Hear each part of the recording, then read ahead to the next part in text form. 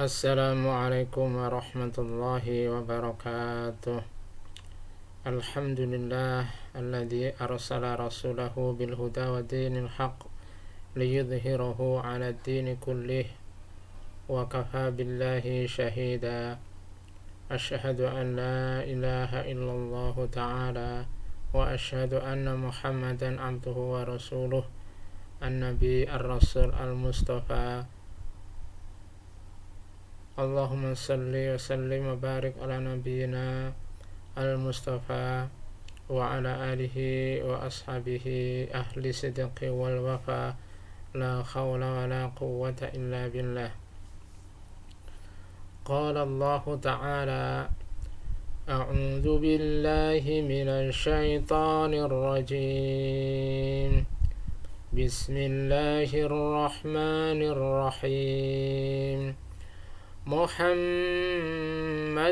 Rasulullah walladzina ma'ahu asyidda'u 'alal kuffari ruhama'u bainahum tarahum ruk'an sujjadan yabtaghuna fadlan minallahi wa ridwana simahum fi wujuhihim min atharis sujud dzalika mathaluhum fit tawrati wa mathaluhum fil injil kazar'in akhraja shad'ahu fa'azarahu fastaghlada fastawa ala suqihi yu'jibu az-zurra'a liyaghidha bihimul kuffar wa'adallahu alladhina amanu wa 'amilus salihati minhum maghfiratan wa ajran 'azima.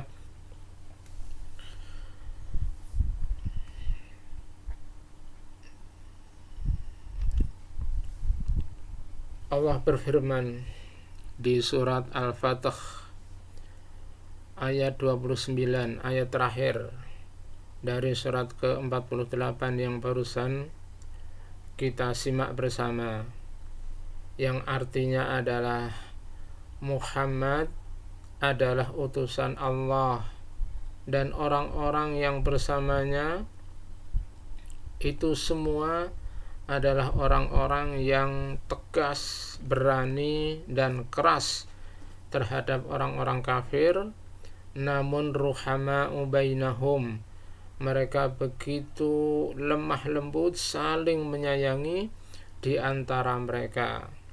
Tarahum ruk'an sujada, kamu bisa melihat tanda-tanda mereka, kamu bisa melihat mereka adalah orang-orang yang gemar ruku dan gemar sujud. Ruk'an sujada, banyak rukunya dan banyak sujudnya.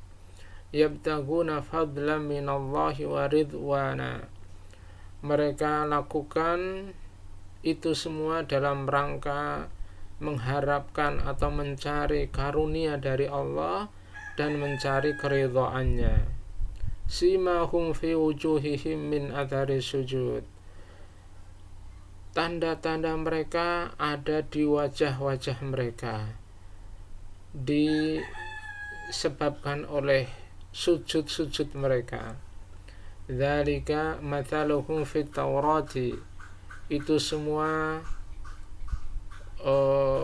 Allah catat, Allah tetapkan, Allah muat perumpamaannya di dalam Taurat dan perumpamaannya di dalam Injil adalah seperti tanaman, satu tanaman yang kemudian mengeluarkan tunas dan cabang-cabangnya. Kemudian cabang-cabangnya itu menguatkan tunas batang yang pertama, menguatkan pohon yang pertama, fastaghlala, dan pohon yang pertama itu kemudian menjadi kuat dan keras, wastawa dan tegak lurus, ala suqih, di atas batangnya. Yu'jibu zurra'a, yang kemudian mengagumkan, menakjubkan bagi para petaninya. Liyaghidha bihumul kufar, dan itu menjadi sebab kejengkelan dan kekesalan, kemarahan orang-orang kafir. Wa'adallahu alladhina amanu wa amilus shalihat. Allah menjanjikan kepada orang-orang yang beriman dan beramal soleh, di antara mereka semuanya Allah janjikan ampunan wa ajran azima, dan imbalan yang besar. Hadirin kaum muslimin, saudaraku semua yang dirahmati Allah SWT, ayat 29 ini Allah sampaikan kepada orang-orang beriman semuanya tentang Rasulullah dan orang-orang yang bersama beliau. Allah sebutkan beberapa sifat, tentu agar orang-orang beriman belajar, meniru, menteladani dengan sebaik-baiknya. Apalagi ini masih di bulan Rabiul Awal, di mana kaum muslim banyak mengenang, mengingat, menyemangati kembali tentang perilaku pribadi Rasulullah Sallallahu Alaihi Wasallam. Karena memang Rasulullah Allah ciptakan, Allah turunkan semata-mata untuk ditiru, untuk diikuti. Semua yang ada pada diri Rasulullah layak untuk dijadikan teladan, sebagaimana sabda Allah, sebagaimana firman Allah Subhanahu wa taala di ayat yang sangat populer, surat 33 surat Al-Ahzab ayat ke-21.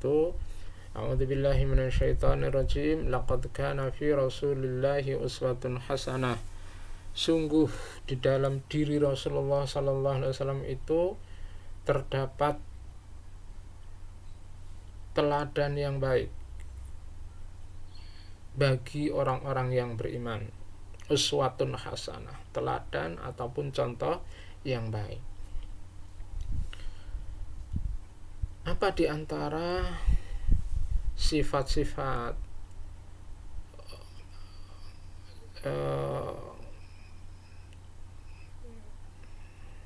karakter-karakter Rasulullah? Inilah yang Allah sebutkan. Muhammadur Rasulullah. Muhammad utusan Allah, walladzina ma'ahu asyidda'u 'alal kufar. Sifat yang mereka miliki yang pertama di sini adalah kata Allah, Muhammad sebagai utusan Allah, walladzina ma'ahu, dan orang-orang yang bersama beliau, yaitu para sahabat, adalah asyidda'u 'alal kufar. Mereka adalah orang-orang yang tegas, teguh, berani, keras terhadap orang-orang kafir. Terlebih adalah orang-orang kafir yang jahat, orang-orang kafir yang melawan, orang-orang kafir yang punya maksud-maksud buruk terhadap Islam dan kaum muslimin. Maka Rasulullah dan para sahabatnya adalah bersikap tegas, berani, dan keras, tidak menunjukkan lemah, tidak menunjukkan kurang berdaya. Tentu ini adalah sesuatu atau sifat yang harus ditiru juga oleh orang-orang yang beriman. Namun begitu kata Allah, Rasulullah dan para sahabat adalah ruhama'u bainahum. Mereka adalah orang-orang yang sangat menyayangi. Mereka saling menyayangi di antara para sahabat. Lembut, ya, saling menyayangi. Jangan sampai terbalik, orang-orang mukmin, sesama mukmin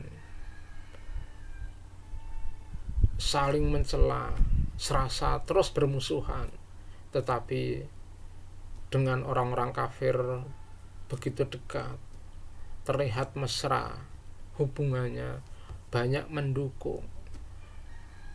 Seharusnya adalah sifat orang mukmin yang sejati adalah kalau sesama mukmin itu saling menyayangi. Wujud seorang mukmin menyayangi tentu adalah sikapnya tawadu, lembut kalau bicara,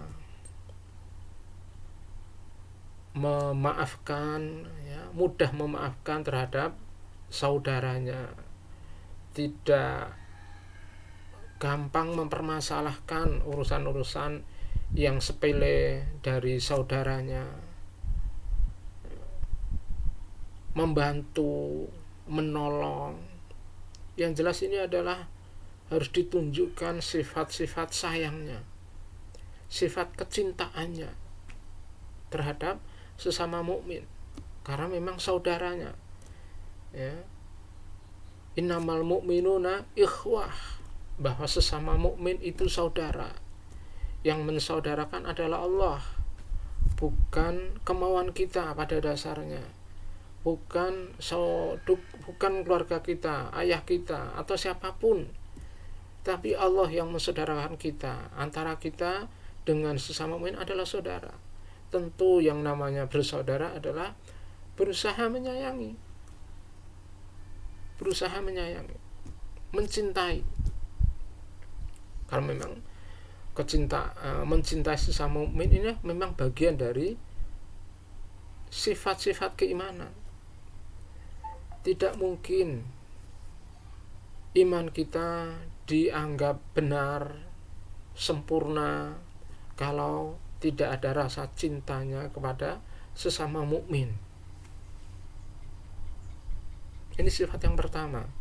Jadi sesama mukmin adalah mencintai, sebagaimana Rasulullah dan para sahabat begitu saling mencintai.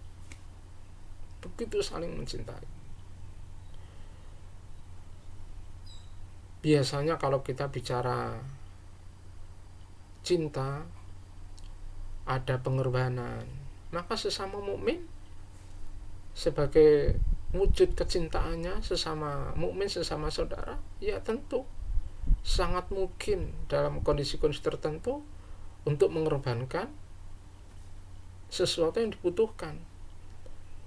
Bisa jadi adalah korban tenaga, makanya kemudian kita membantu dengan tenaga, menemui saudara dengan berjalan, ya, pengorbanan waktu, menu, ya. Bahkan bisa jadi memang iya, kalau ada orang bilang korban perasaan, mungkin saja, nggak ada masalah, karena memang ini adalah demi kebaikan. Orang menyayangi perasaannya, ya, seperti misalnya mengalah demi rasa cintanya kepada saudaranya, ya, dan bahkan sangat mungkin berkorban yang lebih besar dari itu semuanya, karena cinta memang terkadang harus ditebus, ya, dibayar dengan banyak pengorbanan. Tapi Allah semuanya itu catat sebagai amal-amal soleh terhadap saudaranya. Jadi sifat yang pertama yang harus dimiliki oleh orang-orang beriman, yang harus ditiru oleh orang-orang beriman dari Rasulullah dan para sahabatnya sebagai generasi terbaik, ya, sebagai zaman terbaik, adalah saling menyayangi terhadap saudaranya. Tapi sebaliknya, kalau terhadap orang-orang kafir itu tegas, ya, nampak tegas, nampak berani, nampak bahkan bisa jadi nampak seperti keras. Itu sifat yang pertama. Sifat yang kedua yang dimiliki oleh Rasulullah dan para sahabat, ya, waladina ma'ahu, orang-orang yang bersama beliau adalah para sahabat, adalah ruka'an sujada. Kata Allah, tarahum ruka'an sujada. Kamu lihat, mereka itu adalah orang yang banyak rukunya dan banyak sujudnya. Yang dimaksud sebenarnya, kenapa yang disebut adalah ruku dan sujud, padahal sebenarnya yang dimaksud adalah mereka adalah orang-orang yang banyak ibadahnya, jadi ahli ibadah sebenarnya.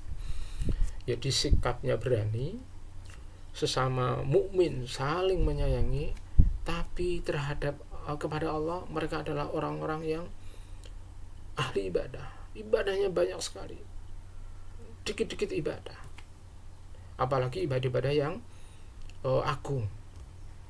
Di sini Allah sebutkan rukaan sujada, banyak rukuknya dan banyak sujudnya. Dan tidak bisa seseorang tiba-tiba sujud dan rukuk kalau tidak dalam sholat, karena sesungguhnya sujud hanya boleh dilakukan, hanya disyariatkan ada beberapa sujud saja. Ya, pertama adalah sujud dalam sholat, sujud syukur, kemudian sujud tilawah. Ya, sujud tilawah adalah sujud ketika membaca Al-Quran bertemu dengan ayat sajidah. Tidak ada lagi sujud yang bisa dilakukan. Seseorang tiba-tiba sujud. Ya. Nah, di sini ketika Allah mengatakan mereka adalah orang yang banyak rukuknya dan banyak sujudnya, itu menunjukkan bahwa mereka adalah orang-orang yang banyak sholatnya. Kenapa Allah menyebutkan sholat? Karena sholat ini adalah ibadah yang paling utama. Dia menjadi salah satu pilar agama ini, menjadi salah satu tiang yang menegakkan agama ini. Seseorang tidak mungkin dianggap agamanya tegak kalau sholatnya juga tidak tegak. Makanya sesungguhnya orang yang banyak sujud itu adalah banyak sholatnya. Loh, emang sholat bisa dibanyakkan? Ya, bukankah sholat sudah ditentukan waktu dan jumlah rakaatnya? Berarti ketika orang digambarkan banyak sujudnya dan banyak rukuknya, berarti banyak sholat sunnahnya. Tentu selain sholat fardu. Dan inilah gambaran Rasulullah dan para sahabat. Mereka adalah orang-orang yang ahli ibadah, banyak sujudnya. Maka inilah juga yang ditiru, yang harus ditiru, diteladani, diikuti oleh orang-orang yang beriman. Saling mencintai, tegas dan keras terhadap orang-orang kafir, dan kemudian banyak ibadahnya, khususnya adalah banyak sholatnya. Mereka adalah orang-orang yabtaguna fadlan minallahi wa ridwana. Mereka adalah orang-orang yang selalu mengharapkan, mencari karunia Allah, wa ridwana, dan keridhoannya. Sikap mereka terhadap orang kafir, mereka begitu saling menyayangi sesama mukmin, begitu banyak ibadahnya, khususnya adalah salatnya. Mereka lakukan itu semua adalah yabtaguna fadlan minallahi wa ridwana. Yang dicari, yang mereka cari, yang mereka inginkan hanyalah karunia dari Allah SWT dan keridhoannya. Ini menunjukkan bahwa mereka adalah orang-orang yang ikhlas dalam beramal. Orang-orang yang ikhlas adalah yang dicari adalah karunia dari Allah. Apa isi karunia dari Allah SWT? Di antaranya adalah mereka mengharapkan agar Allah memberikan pahala, mereka diberi surga, dan Allah ridha dengan mereka. Ini adalah gambaran tentang keikhlasan mereka di dalam setiap amal-amal mereka. Simahum fi wujuhihim min athari sujud. Karena mereka adalah orang-orang yang ahli ibadah, ya, sehingga memunculkan tanda-tanda pada diri mereka. Kalau Allah mengatakan di sini adalah tanda-tanda mereka ada di wajah mereka, disebabkan oleh sujud-sujud mereka. Jadi ibadah mereka, sujud mereka itu meninggalkan bekas, meninggalkan tanda-tanda. Para ulama agak sedikit ikhtilaf, apakah tanda dari banyaknya sujud mereka itu tanda yang berupa fisik atau non fisik. Dua-duanya mungkin. Namun cukup banyak ulama yang menyebutkan bahwa tanda ini adalah bentuk tanda yang bukan fisik. Mereka adalah orang-orang yang cerah wajahnya, bersinar wajahnya, terang wajahnya, tidak kusam, tidak menunjukkan gelap. Tentu ini yang bisa melihat terutama adalah orang-orang juga ahli ibadah. Kata Rasulullah adalah man kathurat salatuhum bil laili, siapa yang banyak salat malamnya maka akan cerah wajahnya di siang hari. Tetapi tanda yang lebih umum adalah bahwa orang-orang yang ahli ibadah ini adalah orang-orang yang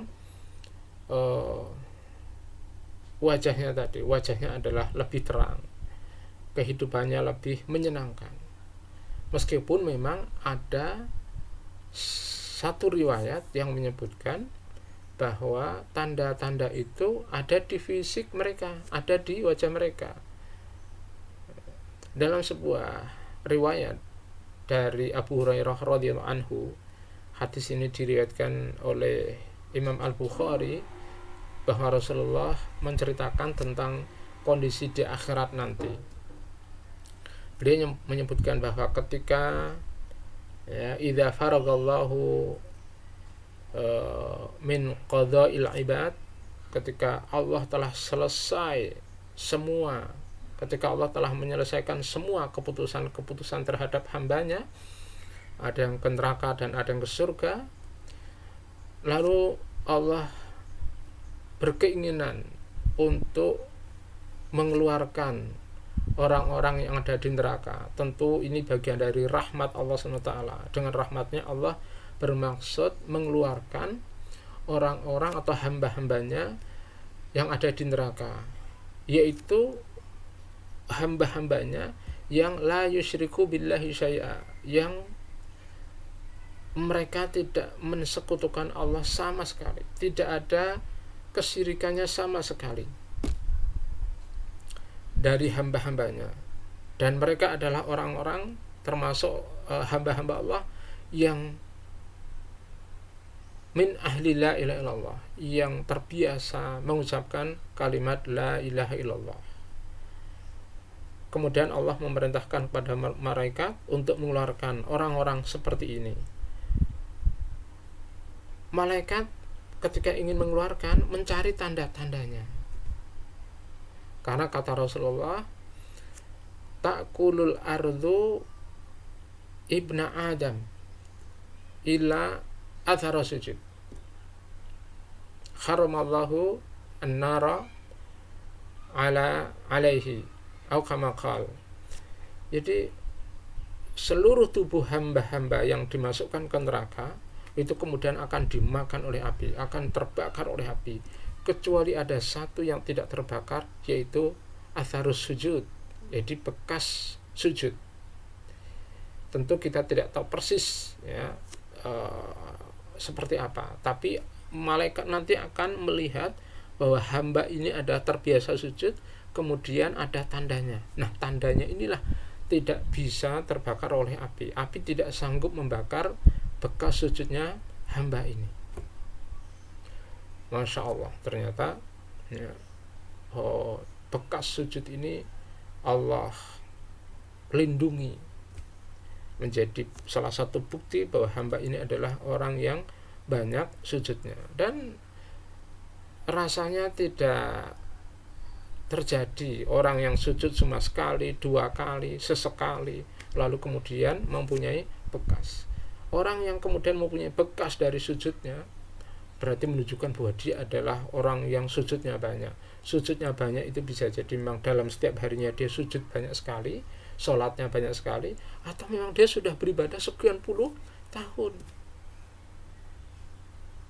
Nah, para sahabat sebagai hamba-hamba terbaik adalah hamba-hamba yang banyak ibadahnya, banyak sujudnya, banyak sholatnya. Tentu ini menjadi teladan bagi kita semuanya.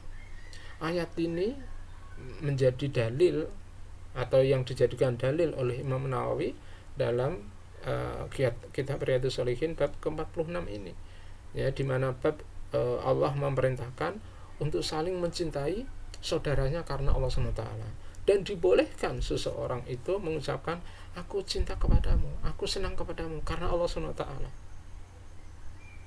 ya. Jadi